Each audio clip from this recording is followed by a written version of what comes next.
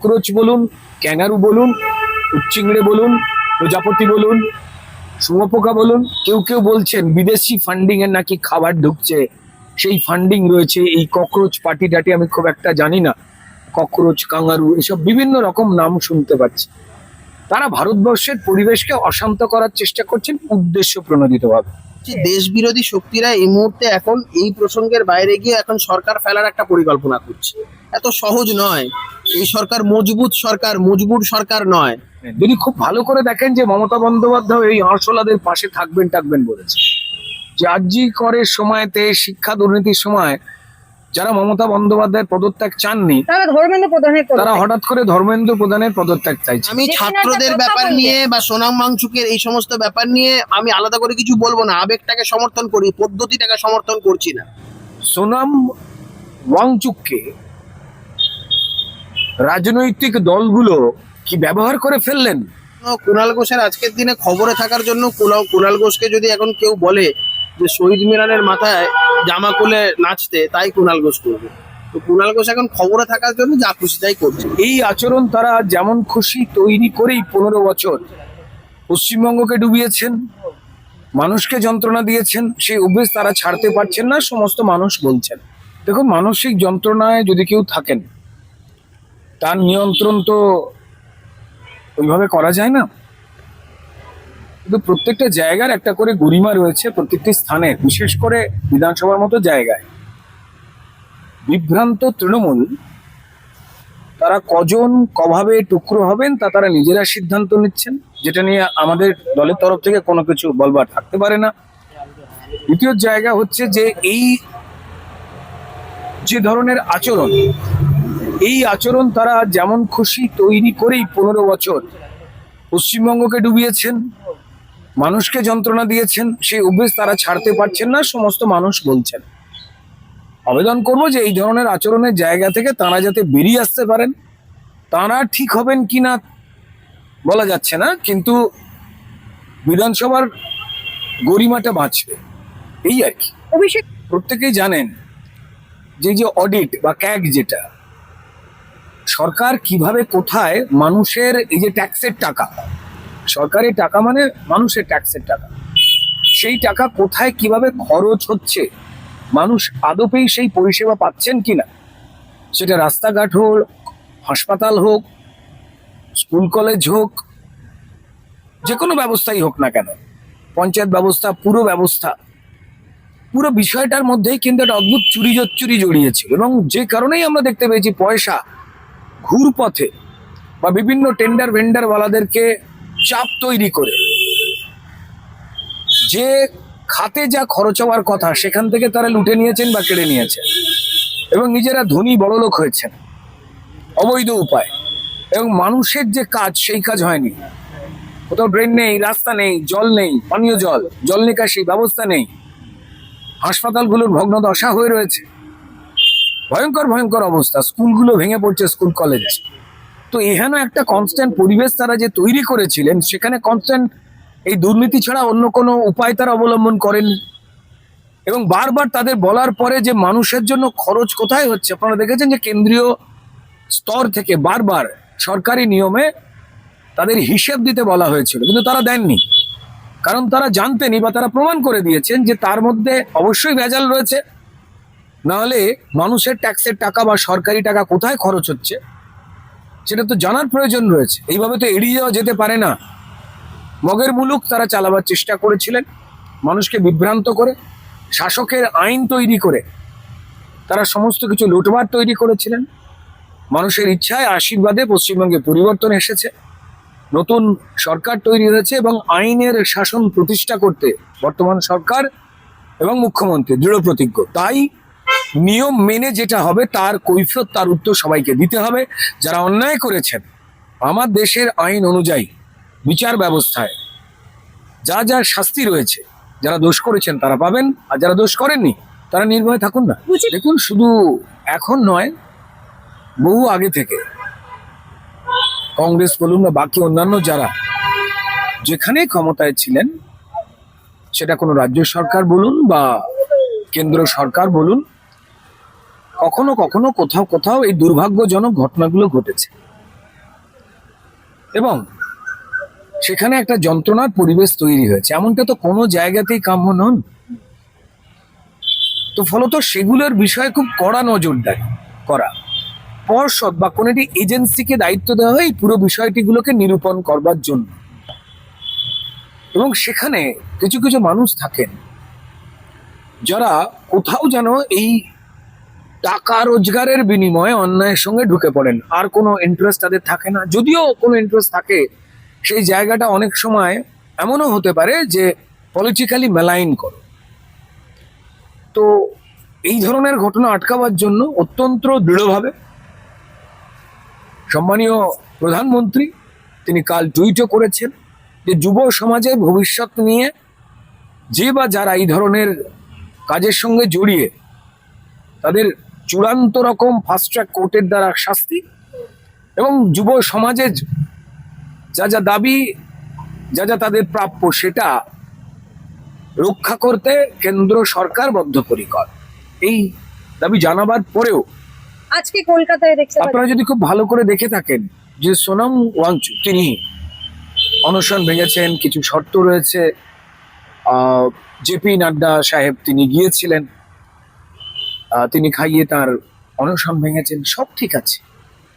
কিন্তু মুশকিলের জায়গাটা হচ্ছে যে বেশ কিছু রাজনৈতিক দল, বাম এবং অতি বামেরা যে স্লোগান দিচ্ছে, যে স্লোগানগুলোর মধ্যে ভারতবর্ষে বিচ্ছিন্নতাবাদকে প্রশ্রয় দেওয়ার প্রত্যেকটি লাইন কখনো ওপেন হয়ে কখনো গুপ্তভাবে বেরিয়ে আসছে, অরাজকতার পরিবেশ তৈরি করা বেরিয়ে আসছে।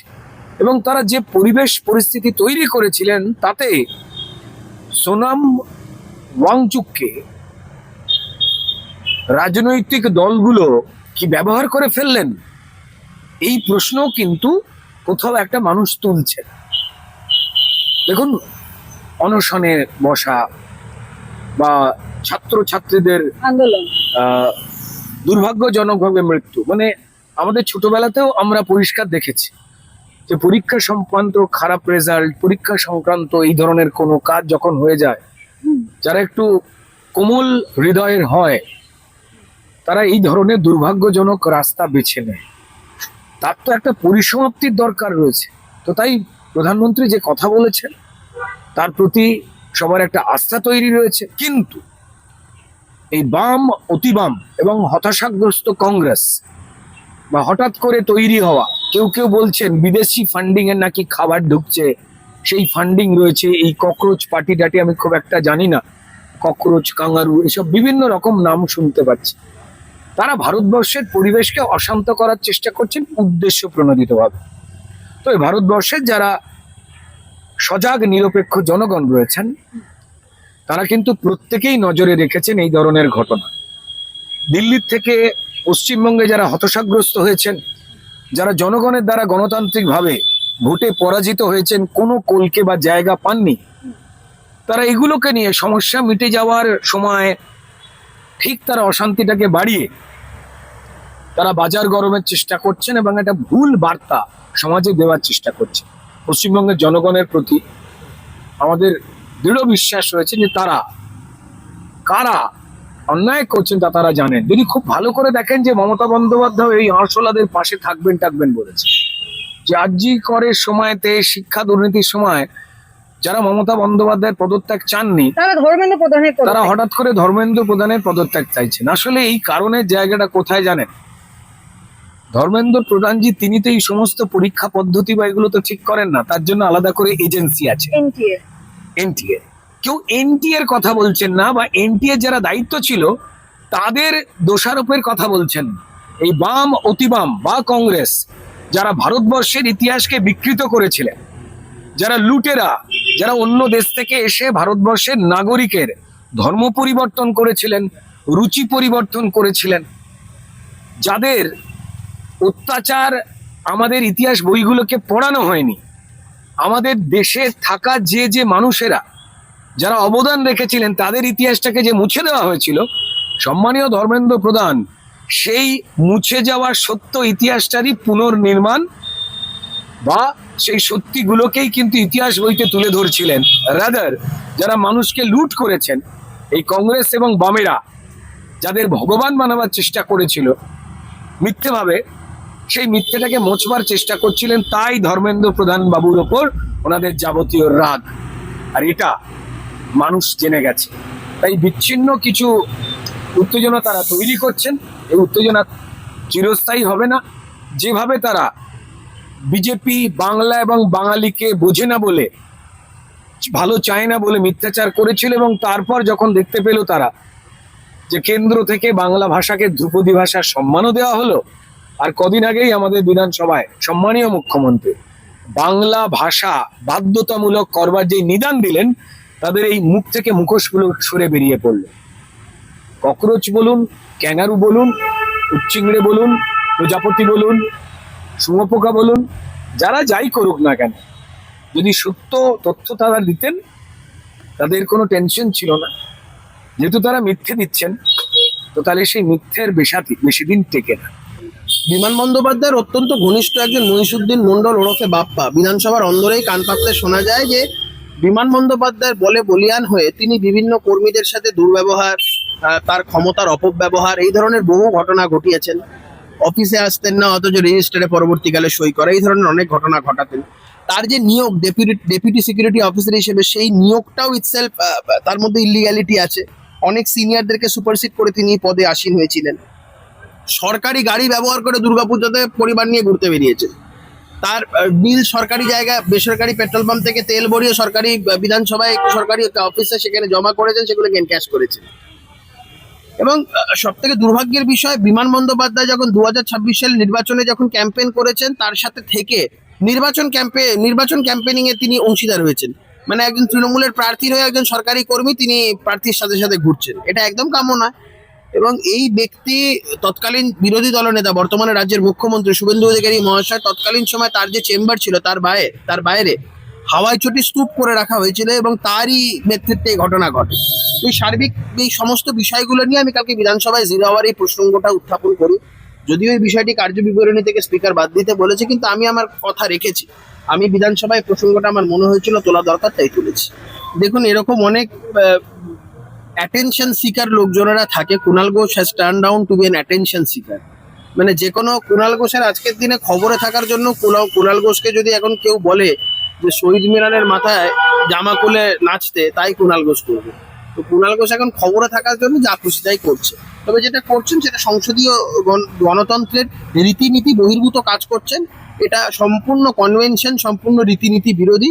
এটা আমাদের এই যে গণতন্ত্রের যে মন্দির আমরা বলি, এটাকে কালিমালিপ্ত করছেন আর যাই করছেন। যে দেশ বিরোধী শক্তিরা এই মুহূর্তে এখন এই প্রসঙ্গের বাইরে গিয়ে এখন সরকার ফেলার একটা পরিকল্পনা করছে। এত সহজ নয়। এই সরকার মজবুর সরকার নয়।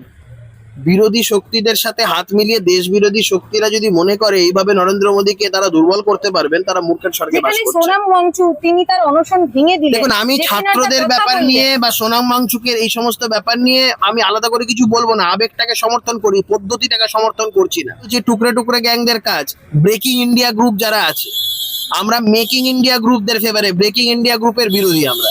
তো যারা ব্রেকিং ইন্ডিয়া গ্রুপ, তাদের বিরুদ্ধে আমরা সবসময় সরব ছিলাম, আছি এবং থাকবো।